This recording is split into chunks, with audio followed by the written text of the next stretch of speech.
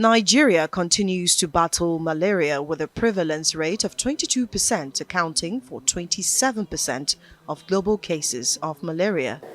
It is indeed not a compliment that Nigeria bears a third of the global burden of malaria, with the country accounting for 27% of global malaria cases and 31% of global deaths, based on the 2023 World Malaria Report issued by the World Health Organization.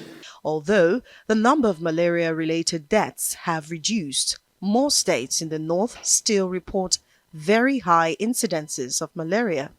In response to this, the federal government is finding ways to combat the crisis through case management, vector control, and medication. In the area of vector control, we have been able to deploy the use of nets across the country,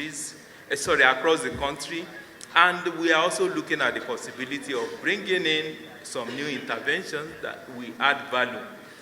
We need to challenge our assumptions, innovate our strategies, and collaborate more effectively.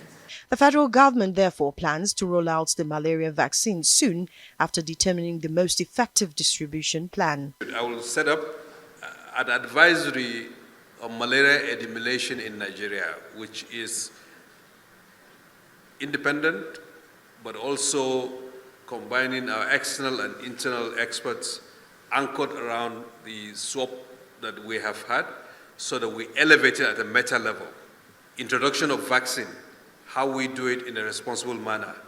Yes, we've got an application with Gavi, but other considerations, fiscal consideration, operational consideration, how do we build that into our policy and also advise the NITAC? We don't want to go to the global, but there is good evidence, but in the context of Nigeria with 230 million, to bring our minds and see how can we have a push to make malaria medications widely available, very affordable, and of the quality that Nigerians need, that also fit into our local manufacturing capacities. Health experts here say a data-driven approach and the need for consistent funding to support the prevention of malaria is key. It's time to turn the tide of this ancient killer. A data-driven approach to identify the most effective and most equitable use of resources to accelerate progress in Nigeria and other high-burden countries. While tools like vaccines and medicines can reduce the burden of malaria, Nigeria must also allocate more resources and implement effective strategies to turn the tide against this persistent health challenge.